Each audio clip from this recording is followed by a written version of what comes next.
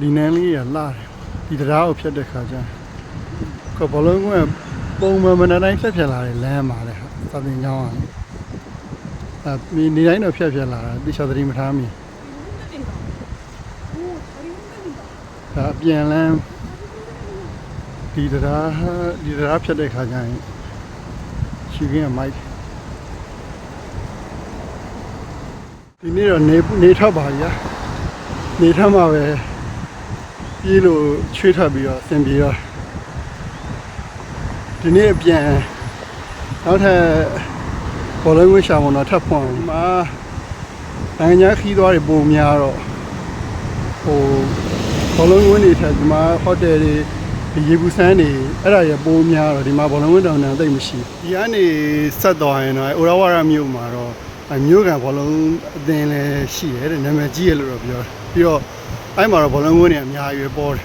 ဒါပေမဲ့ဒီကနေဆိုရထားတို့ဒါမှမဟုတ်ကားတွေနဲ့မိနစ်20အဲ့လောက်တော့ဆက်သွားအဲ့မှာအဲ့နေရာကိုရောက်မှာဒီဟောက်ခုနဲ့ဒီခုလက်ရှိနေတဲ့နေရာမှာတော့ဘောလုံးဝင်းလို့ရှိဘူးဒါပေမဲ့စနေပြောလို့အပြန်တော့တစ်ချက်ဝန်းကြည့်မယ်အဲ့ဘောလုံးဝင်းဖြတ်သွားနေအဲ့ကြောင်းဘယ်ဘောလုံးဝင်းလို့ပြောမှန်းတော့မသိကောလိပ်ကျတော့အကျယ်ကြီးပဲဒီနေ့ဒီမှာနေထွက်ခံမှာရှူခင်းကပိုးပြီးမိုက်တော့ဒီနေရာတွေကတော့အမြဲတမ်းဖြတ်နေရကောင်မလေးရဲ့အလုတ်ကဘာဂရာတန်ဒီဘက်လမ်းကြားထဲမှာရှိရတယ်ဒီခုလည်းအဲ့ဘာဂရာတန်သွားတဲ့လမ်းမှာပဲရှိရဆိုတော့ပြန်တဲ့ခါကျရင်အဲ့ဘက်ကနေပတ်ပြန်ဒီဟာခုနေမှာ8 ရက်နေ့9 ရက်နေ့ထိပဲနေမှာပေါ့8 ရက်နေ့ကျရင်ကျော်တူဘက်ကိုပြောင်းကျော်တူဘက်ရောက်တော့ရင်တော့ဘယ်လိုလာအောင်မသိ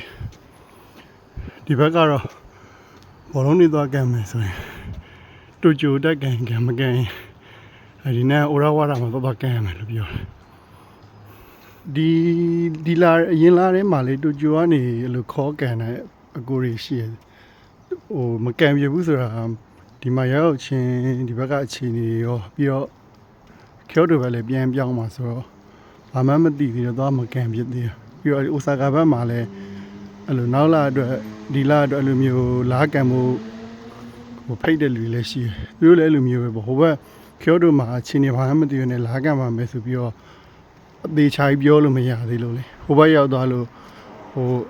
အခြေအနေတွေသေချာသိရပြီဟိုဖြစ်ပြီဆိုရင်တော့ကန်လို့ရမရတခါတည်းပြောလို့ရပြီလေအခုလာခေါ်ပြီးတော့မကန်ဖြစ်တဲ့သူတွေတော့ကိုလေအဲ့ဒါလေးကြိုးပြီးတော့ရှင်းပြထားတာဘောလုံးဝင်ဒီနာနေတိုင်းအလုပ်ကိုလိုက်ပို့ရင်သွားတဲ့နေရာမှာပဲခုမှတေချာဟောပြအောင်ကော့လက်ကြီးကိုတွေ့တယ်ဘောလုံးကမှမသိဘူးမြက်နဲ့မဟုတ်ဘူးဒီကျောင်းထဲမှာဆိုဒီကျောင်းထဲမှာလို့ပြောတယ်ရခင်းဆိုရင်တော့ဘလုံးကမှတန်းသိမှာဟိုသူ